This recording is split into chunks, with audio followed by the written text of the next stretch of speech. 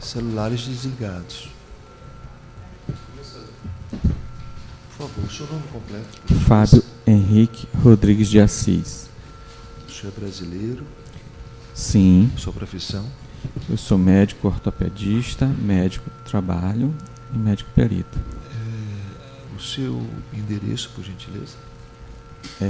Avenida Guaxinduba, 426, Centro, São Luís Maranhão. São Luís Maranhão.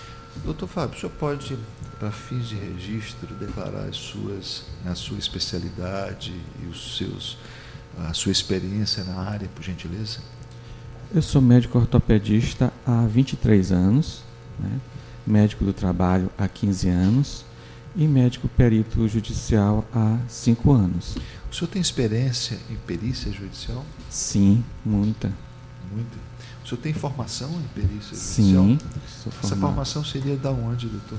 Da Faculdade Laboro, né? E também de serviço prestado ao Tribunal Regional do Trabalho e à Justiça Federal TRF1. O senhor se recorda especificamente deste laudo, doutor? Eu trouxe porque eu sempre guardo nos meus arquivos tudo, a parte realizada, o esboço e a conclusão. Então eu trouxe o meu processo, a minha perícia realizada. Tá. O senhor no seu laudo, o senhor, em determinado momento, o senhor discorreu sobre o fato e disse, basicamente, de que a decisão, só relembrando, a senhora, a autora chegou ao hospital com uma fratura e a decisão de fazer uma intervenção cirúrgica ou não é uma decisão muito do momento. O senhor pode explicar isso, basicamente? Sim, é porque ao chegar num processo de emergência, uma fratura fechada, ou seja... O que é uma fratura fechada, doutor? É uma fratura que não requer urgência e emergência, no sentido de que eu posso realizar dentro de certos critérios do jejum, que seria a pessoa não estar alimentada com líquido ou com sólido, e também um procedimento que seria para reduzir, ou seja, recolocar o osso que estava fora do lugar. Então, nesse momento, eu achei oportuno explicar porque a autora relatou que pensou que fosse ser operada. Mas, ao ser operada, requer pré-requisitos de pré-operatórios. Ou seja, o senhor fala isso porque a autora chegou à noite. Sim. E, ao ser atendida, ela foi encaminhada para o quarto. Sim, observação. Esse primeiro atendimento não há uma intervenção propriamente? É isso que o senhor quer dizer? Sim, porque esse primeiro atendimento seria analgesia, sim, controle da dor, né? A intervenção nesse primeiro momento ela só ocorreria se houvesse uma fratura exposta? Correto. É isso? Isso. Foi isso que o senhor quis dizer? Sim. Porque a fratura exposta não tem tempo, imediatamente se vai ao centro cirúrgico. Então, o procedimento, só para ficar muito claro, isso, a primeira dúvida, quando uma fratura ela não é exposta, o primeiro atendimento ele não importa em intervenção? Sim, em nenhuma atitude médica, a não ser a imobilização, conforme foi feito, e a analgesia, que é o controle da dor. Sim. Aí se programa... Para o dia seguinte? Pode ser para o dia seguinte ou alguns dias depois. Sim. Dependendo do grau, da gravidade e da avaliação médico-cirúrgica do Sim. caso. Então, no dia seguinte, uma fratura que não é exposta, ela requer uma intervenção imediata? Sim, desde que o médico observe, aí que é a conduta do exame radiológico, do estado geral da paciente, que no caso foi ocorrido, parece 8 horas depois, o procedimento de redução incruenta da fratura. O que é redução incruenta? É que você manipula o osso, reduz sem ter que abrir, sem fazer uma incisão, um corte, sem fazer uma intervenção, pode-se dizer assim, diretamente aberta, ou seja... Entendi, é uma espécie de... E para esse tipo de procedimento da redução incruenta, há necessidade de aplicação de anestesia ou coisa que o valha? Sim, correto. Tanto pode ser local, regional ou geral. Entendi. Então, no caso específico, foi feita o primeiro atendimento e a redução... Sim. No dia seguinte, se eu não me engano, às 8 ou 9 horas da manhã. Ela internou às 19 horas, se eu não me engano. Neste particular, essa conduta, ela é uma conduta adequada? Sim, correto. Ela é uma conduta adequada.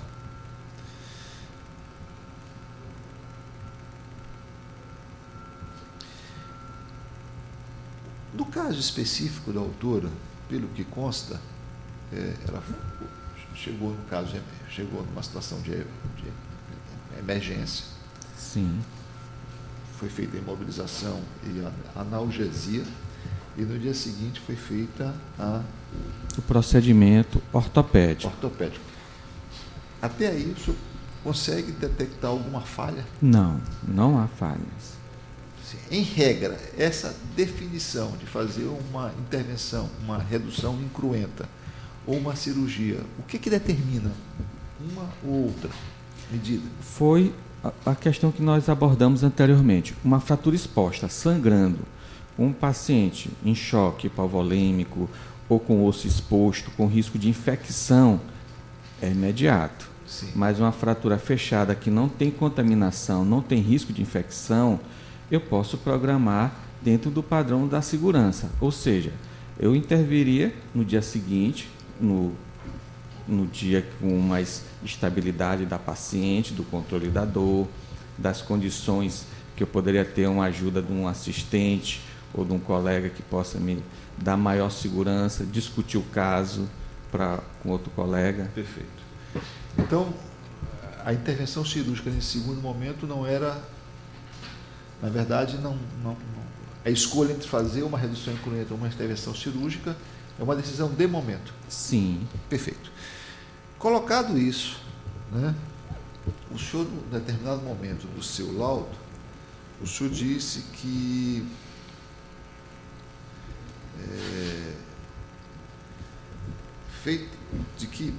a paciente ela ficou sem sensibilidade nos dedos. Correto. Tá. Esse dado é um dado que teria que ter sido levado em consideração quando? No primeiro momento? Não, pode ser observado no pós-procedimento. Sim. Aí se encontra-se entre as complicações da fratura, Sim. que poderia também evoluir com muita dor, com muito inchaço, com compressão que ocorreu do nervo, tanto o nervo ulnar, que foi o caso da autora, como o nervo radial, como o nervo mediano. Então, tem complicações pós-fratura compatíveis com a literatura médica. Ou seja, e essas complicações, a partir de que momento elas podem ser detectadas ou devem ser detectadas? Para ficar um quadro mais claro. Pode durar semanas, pode ser meses. Por quê? Porque quando eu não intervir de forma aberta, eu também tenho as complicações das fraturas fechadas. Poderia ocorrer tanto eu operando, botando uma placa com parafuso, quanto eu tivesse manipulado com gesso. Então, essa complicação é inerente à conduta fechada ou à conduta aberta. Pode ocorrer esta complicação. E esta complicação, naturalmente, ela ocorre quanto tempo depois? Ou seja, quando é que o médico percebe que está havendo a complicação? Nos 10 primeiros dias, nos 20 dias, nos 30 dias? Sim. Porque no caso específico, ela voltou. Correto. E foi recomendada a fisioterapia. Só Sim. Depois da fisioterapia, como é que...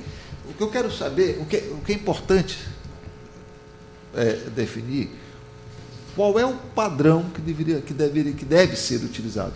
Porque, do caso, se você se recorda, Sim. foi feito a redução incruenta, posteriormente ela voltou, foi feito novos raios-x e foi recomendado a fisioterapia, se não me engano, por 30 dias. Sim. E a mão continuava inchada, enfim, sem sensibilidade. Em que momento é que eu percebo que houve complicações? Ou que eu posso chegar à conclusão de que houve complicações? Porque o nervo, excelência, ele é um sistema autônomo. Ele pode, ele mesmo, regredir essa sensibilidade por conta própria, sem nenhuma atitude médica e nem do organismo do paciente, nem nenhuma conduta, ou poderá ser através de medicamentos, de fisioterapia e de cirurgia. Sim.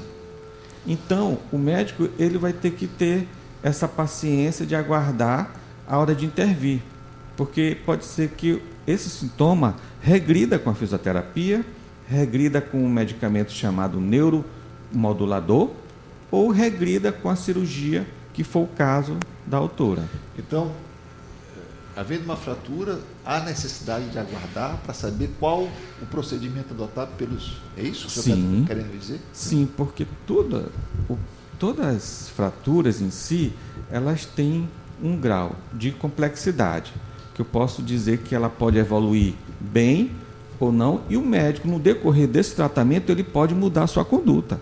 Entendi. Ele pode passar do conservador para o cirúrgico, porque ele viu que não está dando resultado. O conservador seria o quê? Seria a fisioterapia? Isso, e a fisioterapia, correto. A medicação, a fisioterapia, a imobilização, são tratamentos conservadores. E o cirúrgico é quando você vai descomprimir o nervo, caso ocorrido. Porque essa decisão do cirúrgico, então, ela pode ser, ela não é automática? Não. Por isso que eu lhe falei que o nervo é um sistema que ele é autônomo. Ele poderá ter uma resposta dele mesmo. A virtude disso é que nós vimos casos que, mesmo tendo a cirurgia realizada corretamente, o prognóstico é ruim. Mas não ocorreu com a autora. O prognóstico foi muito bom. Pelo que o senhor examinou dela, ela conseguiu recuperar os movimentos? Olha, os movimentos em parte sim. Por isso que eu disse que ela ficou como uma deficiência parcial e permanente, em virtude da complexidade da fratura, também descrito na literatura, que nós ficamos às vezes com lesões residuais, sequelas, inerente à própria fratura e não inerente ao tratamento realizado. Entendi. O que é, doutor, né,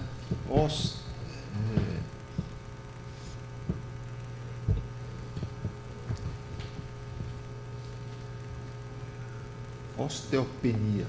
É a perda de massa óssea. Toda mulher, ela tem um pico de perda de massa óssea a partir dos 40 anos. O homem aos 60 anos. Então nós naturalmente envelhecemos e perdemos essa massa óssea, que é a formação de novos ossos. Ou seja, se eu fraturar um osso, eu vou ter uma demora de consolidação quando eu sou mais velho e ter uma rapidez quando eu sou mais jovem. Então nós temos uma tabela de consolidação óssea em criança, em jovens, em adultos, em pessoas da meia-idade e em pessoas da maioridade. Entendi. Por isso que uma fratura de uma pessoa idosa é muito mais perigoso do que uma... Correto, e muito lento a recuperação, demorada. No caso dela, a osteopenia, ela teve alguma influência sobre... Sim, assim como teria os outros hábitos alimentares, tabagismo, alcoolismo, idade. E o que é síndrome do canal de Guillain? Foi o que aconteceu com ela. Ela teve uma fratura do processo estiloide da una.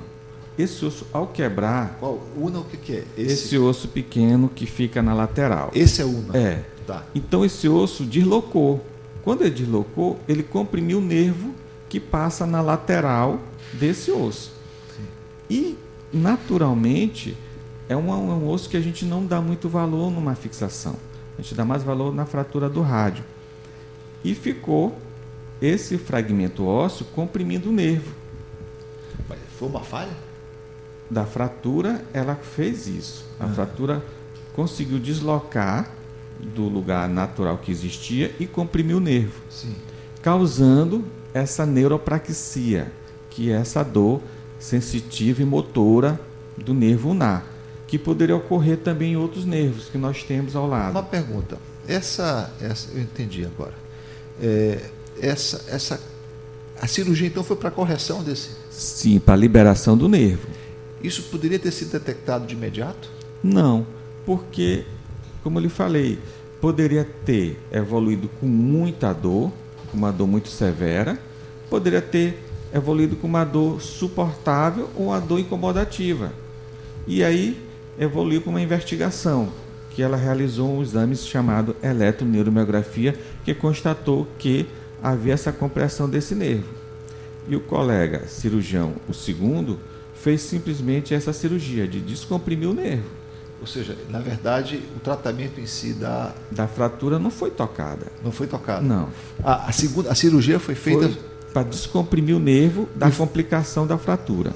Em função do deslocamento do osso da una. Una. Isso. Tá. E aí chama isso de processo estiloide da una, e o canal de Guion é onde passa esse nervo.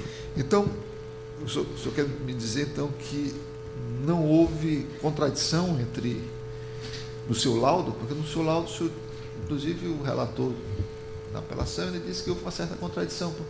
Essa cirurgia, ela poderia ter sido feita antes? Olha, para mim, eu li, reli, eu não vi contradição, Excelência, porque tudo é um momento da relação médico-paciente, e foi isso que eu abordei.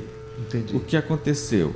A paciente buscou uma opinião de outro colega, e outro colega de excelente qualidade, competência, realizou. As opiniões foram diferentes ou os estágios estavam diferentes? Como é que... Eu senti uma falta da confiança da autora com o colega porque não estava tendo bons resultados. Sim. E o outro colega simplesmente deu mais atenção a ela, foi isso que eu coloquei nos autos. E com essa atenção, esse cuidado, ele pediu um exame que seria realizado mais cedo ou mais tarde. Esse exame seria realizado mais cedo ou mais tarde? Sim. Qualquer um dos dois, Sim. é isso que o senhor quer dizer? Exatamente. Para identificar a causa dessa dor que não estava regredindo com a fisioterapia. Entendi. Isso provoca algum inchaço? Não, isso provoca só dor. E dor. Forte? Muito forte. Muito forte. E que isso que incomodava, que a autora, mesmo fazendo a fisioterapia, não sentia melhora da sua queixa de dor. Mas o movimento, ela teve uma boa função. E ela recuperou o movimento? Muito. Não na totalidade por causa da idade, por causa das complicações inerentes da fratura. Mas hoje ela tem uma boa força de apreensão, de flexo-extensão, com uma certa limitação residual. Essa limitação residual, ela incapacita para algum trabalho?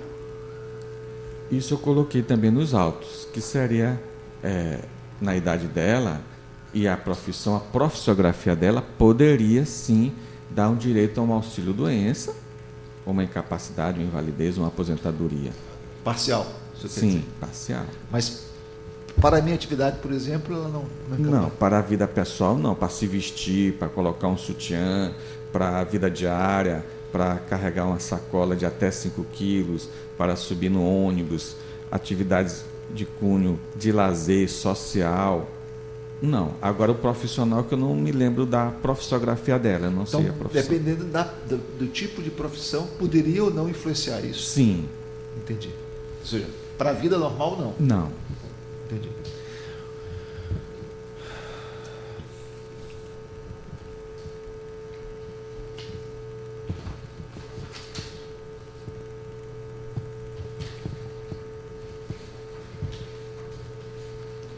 A senhora pode passar o microfone para ele, por gentileza?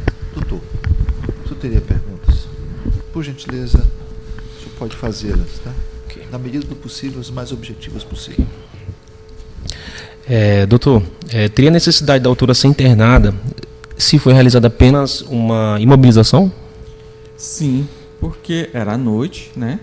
E o quadro clínico de uma fratura poderia, em casa, agravar a dor. Então, é de bom alvitre deixar a observação, já que o plano cobre as condições aceitável de 6 a 12 horas em qualquer hospital. Você pode ficar em observação para visualizar alguma complicação que poderia ocorrer. Tá. O doutor falou que a fratura foi uma fratura complexa, né? Não seria o caso de uma intervenção cirúrgica de imediato?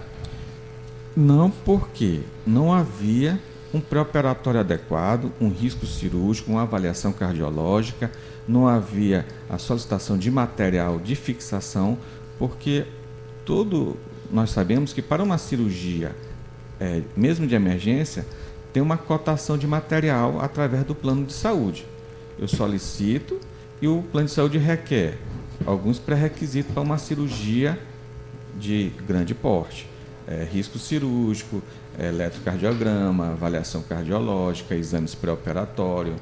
Então, como não era a fratura exposta, poderia ocorrer eventualmente alguns dias depois ou semanas depois. Tá, mas como o doutor sabe que não foi feita a requisição desses exames? Doutor, a questão é técnica. O senhor, doutor, Não, porque ele está falando que não foi feita a realização de exames, doutor. A questão é técnica, doutor, por favor. Ok, doutor. Se o doutor fosse o médico que atendeu a requerente na emergência, qual o procedimento que o senhor recomendaria mesmo? Primeiro, saber se ela estava em jejum, porque qualquer ato cirúrgico requer uma avaliação do anestesista, o tipo de cirurgia que vai ser submetida. Se supõe-se que ela chegou às 19h30 no hospital, supõe-se que ela jantou, teve um lanche, e eventualmente o jejum sairia lá para a madrugada, 4 horas da manhã. Vamos supor, 8 horas depois é o jejum normal. 4 horas da manhã fazer um ato cirúrgico, eu poderia fazer às 8 da manhã ou 9 da manhã com segurança, descansado, com a cabeça mais tranquila e com sucesso de resolver o problema. Fato este ocorrido com a autora. Por isso que eu vejo que a conduta de aguardar até o amanhecer, com o alívio da dor, com a imobilização, foi uma medida dentro do padrão da normalidade. Tá, mas já que ela foi atendida só por volta das 9 da manhã, né, que foi feita a mobilização do braço dela, o doutor recomendaria a cirurgia, já que ela deu entrada às 7 da noite e foi atendida só às 9 da manhã, então deu o tempo dela ficar em jejum. O doutor recomendaria a cirurgia ou faria a imobilização do braço? Olha, aí que entra a controvérsia da literatura médica. Que a literatura médica diz: pessoas com menos de 50 anos, eu posso agir de forma com a redução incruenta ou eu posso preparar para uma cirurgia, tanto com fixação interna ou externa. Então, baseado na literatura, a conduta que o colega tomou está dentro do padrão da aceitabilidade. Ele optou, opinião pessoal dele, conduta dele, de fazer a redução incruenta, mas que não descartaria no futuro uma cirurgia se fosse necessária. Tá, excelência, mas não foi isso que eu perguntei. Eu perguntei se o perito ele faria imobilização ou faria cirurgia. Doutor, ele respondeu, doutor. Ele falou. Ele respondeu, doutor. Não, Próxima doutor. Doutor, ele respondeu. Na minha opinião, ele não respondeu. Ele falou apenas a forma que foi feita. Ele respondeu, ele só quer que ele dê uma opinião. O que ele faria, pessoalmente? Exatamente, exatamente. Eu faria a redução Incruenta? incruenta. Ok. Respondido, doutor. Sem mais perguntas. Doutora, primeiro a senhora. A senhora pode declinar no microfone, por gentileza, que não tem perguntas? Sem perguntas, excelência. Pois não, doutora. Doutora, a senhora tem perguntas? Tenho sim. Por gentileza. Doutor, levando em consideração que o senhor disse que pode ser que tenha permanecido uma eventual incapacidade parcial na autora, eu gostaria de saber se existe um nexo causal entre essa incapacidade parcial ou uma eventual incapacidade da autora e a conduta médica.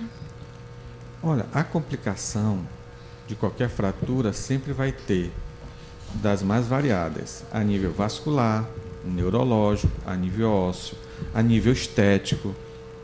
E, no caso da autora, houve diminuição da perda por ter sido uma fratura articular. Então, toda a fratura articular, ela causa uma redução da amplitude do movimento. Para mim, a complicação dela é inerente à fratura e não em relação à conduta médica adotada. Obrigada, sem mais.